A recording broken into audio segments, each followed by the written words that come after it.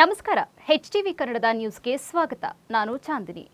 ತಮಿಳುನಾಡಿನಲ್ಲಿ ಕಾಂಗ್ರೆಸ್ ಡಿಎಂಕೆ ಹಾಗೂ ಟಿವಿಕೆ ಮೈತ್ರಿ ವಿಚಾರ ರಾಜಕೀಯ ಚರ್ಚೆಗೆ ಕಾರಣವಾಗಿದ್ದು, ಸಚಿವ ಪ್ರಿಯಾಂಕ ಖರ್ಗೆ ಪ್ರತಿಕ್ರಿಯೆ ನೀಡಿದ್ದಾರೆ. ಒಂದು ಐಡಿಯಾಲಜಿಯನ್ನು ಉಳಿಸಿಕೊಳ್ಳಲು ಹೈಕಮಾಂಡ್ ನಿರ್ಧಾರ ತೆಗೆದುಕೊಂಡಿದ್ದು, ಬಿಜೆಪಿ ಮತ್ತು ಅದರ ಮೈತ್ರಿ ಪಕ್ಷಗಳನ್ನು ತಡೆಯುವುದು ಮುಖ್ಯ ಉದ್ದೇಶ ಎಂದು ಹೇಳಿದ್ದಾರೆ. ಡಿಎಂಕೆಗೆ ಮೋಸ ಮಾಡ್ತಾ ಇರುವ ಪ್ರಶ್ನೆಗೆ ಉತ್ತರಿಸಿದ ಅವರು, ನಮ್ಮ ಐಡಿಯಾಲಜಿ ಒಂದೇ, ಸಂದರ್ಭ ಪ್ರಕಾರ ನಿರ್ಧಾರ ತೆಗೆದುಕೊಳ್ಳಲಾಗಿದೆ ಎಂದರು.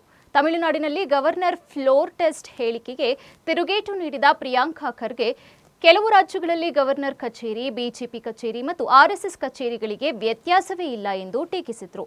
ಪಂಚಾಯಿತಿಗಳಲ್ಲಿ ಬೋರ್ವೆಲ್ ಕೊರೆಯುವ ವಿಚಾರದಲ್ಲಿ ಪ್ರತಿಕ್ರಿಯಿಸಿದ ಅವರು, ಬೋರ್ವೆಲ್ಗೆ ನೇರ ಅನುಮತಿ ಇಲ್ಲ, ಸ್ಟ್ಯಾಂಡರ್ಡ್ ಪ್ರೊಸೀಜರ್ ಹಾಗೂ ಟಾಸ್ಕ್ ಫೋರ್ಸ್ ಮೂಲಕ ಕ್ರಮ ಕೈಗೊಳ್ಳಲಾಗ್ತಾ ಇದೆ ಎಂದರು. ಚುನಾವಣಾ ಆಯೋಗಕ್ಕೆ ರಾಜೇಗೌಡ ದೂರು ವಿಚಾರವಾಗಿ ಮಾತನಾಡಿದ ಸಚಿವರು, ವೋಟ್ ಟ್ರಂಕ್ ಪ್ರಕರಣದಲ್ಲಿ ಈಗಾಗಲೇ ಸಿಎಂ ಹಾಗೂ ಡಿಸಿಎಂ ಸ್ಪಷ್ಟನೆ ನೀಡಿದ್ದಾರೆ ಎಂದರು. ಗ್ಯಾಸ್ ದರ ಏರಿಕೆಯ ಬಗ್ಗೆ ಬಿಜೆಪಿ ನಾಯಕರು ಮೌನವಾಗಿರುವುದನ್ನು ಖಂಡಿಸಿದ ಪ್ರಿಯಾಂಕ ಖರ್ಗೆ, ಬೆಲೆ ಏರಿಕೆ, ಉದ್ಯೋಗ ಮತ್ತು ಆರ್ಥಿಕ ಸಮಸ್ಯೆಗಳ ಬಗ್ಗೆ ಬಿಜೆಪಿ ಉತ್ತರ ನೀಡ್ತಾ ಇಲ್ಲ ಎಂದು ವಾಗ್ದಾಳಿ ನಡೆಸಿದರು.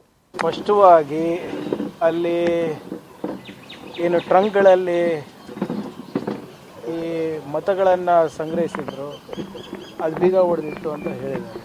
ಅದನ್ನು ಮತ ಎಣಿಕೆಗಿಂತ ಮುಂಚೆನೇ ಅದರ ಬಗ್ಗೆ ದೂರನ್ನು ಕೂಡ ನೀಡಿದರು ರಾಜೇಗೌಡರು.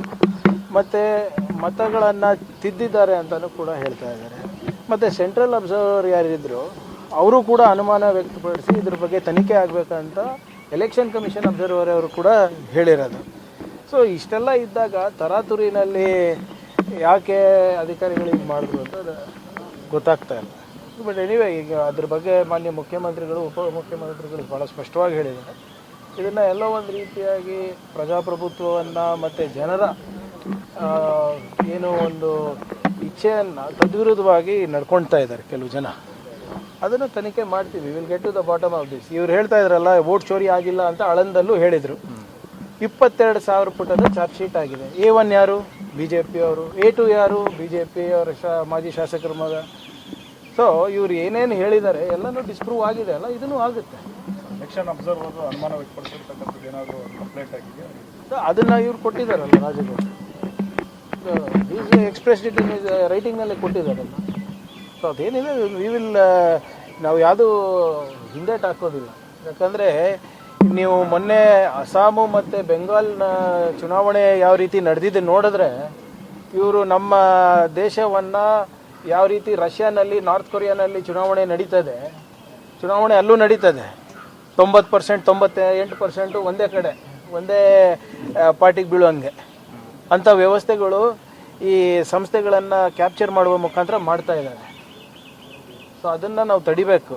ಈ ವುಮೆನ್ ರಿಸರ್ವೇಷನ್ ಬಿಲ್ ಅಂತ ಇವರೇನು ಯಾಮಾರಿಸ್ಬಿಟ್ಟು ಡಿಲಿಮಿಟೇಷನ್ ಕಮಿಷನ್ನಲ್ಲಿ ಇವರು ಹಿಡಿತ ಸಾಧಿಸಲಿಕ್ಕೆ ಪ್ರಯತ್ನ ಮಾಡಿದ್ರಲ್ಲ, ಅದು ಬಿಲ್ ಡಿಫೀಟ್ ಆಗಿದೆ.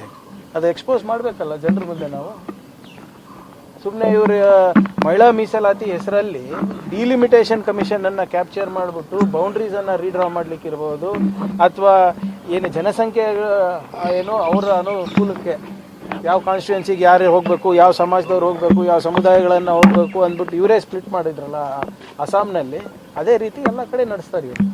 ಅದಕ್ಕೆ ಇಲ್ಲಿ ನಿಮ್ಮ ಜಯನಗರ ಎಲೆಕ್ಷನ್ ಇರ್ಬೋದು, ನಿಮ್ಮ ಶೃಂಗೇರಿನಲ್ಲಿರ್ಬೋದು, ಇವೆಲ್ಲ ನಡೆದಿರೋದು ನಿಜ. It's just matter of time. ಸತ್ಯವನ್ನು ನೀವು ಭಾಳ ಹೊತ್ತು ಮುಚ್ಚಿಡೋಕ್ಕಾಗೋದಿಲ್ಲ. ಇವತ್ತಿಲ್ಲ ನಾಳೆ ಸತ್ಯಾಂಶ ಬರ್ತದೆ. ಜಯನಗರದ್ದು ಬರುತ್ತೆ ಮತ್ತು ನಿಮ್ಮ ಶೃಂಗೇರಿದು ಬರುತ್ತೆ.